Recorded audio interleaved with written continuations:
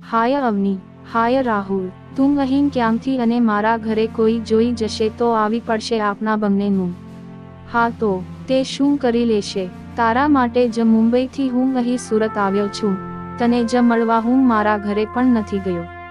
તું સમજ રાહુલ, હું સમજુ છું અવની તને પણ અને તારી અહીંની પરિસ્થિતિને. પણ મને એક કારણ સમજાતું નથી કે 1 મહિનાથી મારો ફોન તું રિસીવ કેમ નથી કરતી. તને યાદ છે તે મને કોલેજમાં કહેલું કે રાહુલ હું તને પ્રેમ કરું છું. હા રાહુલ, મેં તને કહ્યું હતું પણ પરિસ્થિતિ સમય અનુસાર બદલતી હોય છે. એટલે એમ કે તું મને પ્રેમ હવે નથી કરતી. ના રાહુલ, એવું નથી, હું તને ચાહું છું. તને કેવી રીતે હું ભૂલી શકું રાહુલ? તારા વગર તો મારે જીવવું મુશ્કેલ છે.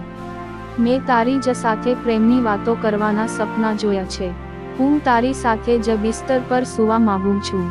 હું તને જગબી જોરથી ગાલ પર કિસ કરવા માંગુ છું. મારા પણ સપના છે રાહુલ. એવું તો શું કારણ છે કે તું મારી સાથે વાત પણ નથી કરતી? મને એ જ ખબર નથી પડતી અવની કે હું મોહબ્બત છું કે ખાલી જરૂરત તારી. રાહુલ, તું આવું ન બોલ. રાહુલ, તું જ મારી જિંદગી છો. રાહુલ, જો હું તને કહીશ તો તને દુઃખ લાગશે.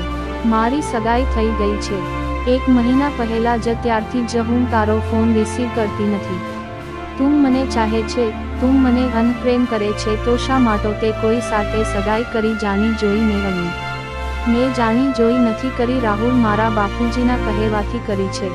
મારા ભાઈના 35 વર્ષ થઈ ગયા, તેની સગાઈ હજુ પણ નહોતી થઈ. મને જાણ વગર મારા બાપુજીએ મારી સગાઈ સામે કરી નાખી. જો હું ઘરે કહીશ કે રાહુલને હું પ્રેમ કરું છું તો મારા બાપુજીને અને ભાઈને ખોટું લાગશે. કેમ કે અમારા સમાજમાં છોકરીને ઘરે લાવવા માટે 10 થી 15 લાખ રૂપિયા આપવા પડે છે. મારા બાપુજી પાસે તો ઘર ચલાવે તેટલા રૂપિયા માંડ છે રાહુલ. રાહુલ, હું શું કરું મને કંઈ સમજાતું નથી. હું તને ચાહું છું. હું તને પ્રેમ કરું છું. એક ક્ષણ પણ મારથી તને જોયા વિના ચાલતું નથી. પણ હું મજબૂર છું. પણ અવની, તું એકવાર તારા બાપુજીને પૂછી તો જો. હું પૂછવા તૈયાર છું રાહુલ, પણ મારા ને મારા બાપુજી સંબંધનો અંત આવી જાય એ મને પસંદ નથી. તો હું કહીશ તારા બાપુજીને કે અવનીને હું પ્રેમ કરું છું. અવની પણ મને પ્રેમ કરે છે અત્યારે જ અને અગડી જાવ છું. રાહુલ, મારી વાત તો સાંભળ. હવે કોઈ વાત નહીં. આજ તું મારી બનીશ અથવા તો મારા જીવનમાંથી હંમેશા માટે વિદાય લઈશ. રાહુલે ઘરમાં પ્રવેશ કર્યો. અવનીના બાપુજી ચા પી રહ્યા હતા ખુરશી પર બેસીને. આવ રાહુલ, કેમ આજ અચાનક આવવાનું થયું? બસ એમ જ અંકલ, પણ એક કામથી આવ્યો છું. તમારી દીકરીનો હાથ માંગવા. બાપુજીની ચા હોઠે જ રહી ગઈ. શું તું બોલી રહ્યો છે? તને ભાન છે? હા, મને ભાન છે. અવનીને હું પ્રેમ કરું છું. અવની પણ મને પ્રેમ કરે છે. આ સંબંધ અમારો 3 વર્ષથી છે. આ માણસ જે કહી રહ્યો છે તે સાચું છે કે ખોટું? હા બાપુજી, તેમને જે કહ્યું તે સાચું છે.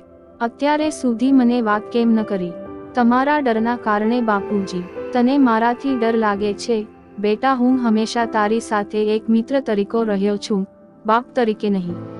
અને તું જે લગ્ન કરી રહી હતી એ મારા કહેવાથી કરી રહી હતી. પણ તે મને એકવાર પણ ન કીધું કે રાહુલને હું પ્રેમ કરું છું. બેટા, તારી ખુશીમાં હું શું કામને અડચણ ઊભી કરું? બેટા, બાપ ત્યારે જ ખુશ હોય કે તેની બેટી ખુશ હોય. હું તો તને હંમેશા ખુશ જોવા માંગુ છું અને આ રાહુલને હું ઓળખું છું એ હંમેશા તને ખુશ રાખશે. પણ બાપુજી, ભાઈનું શું થશે? છોકરી મળી તો જાશે ને? બેટા, ઈશ્વર બધાનો હોય છે, તું તેની ચિંતા ન કર, એનું થઈ જશે.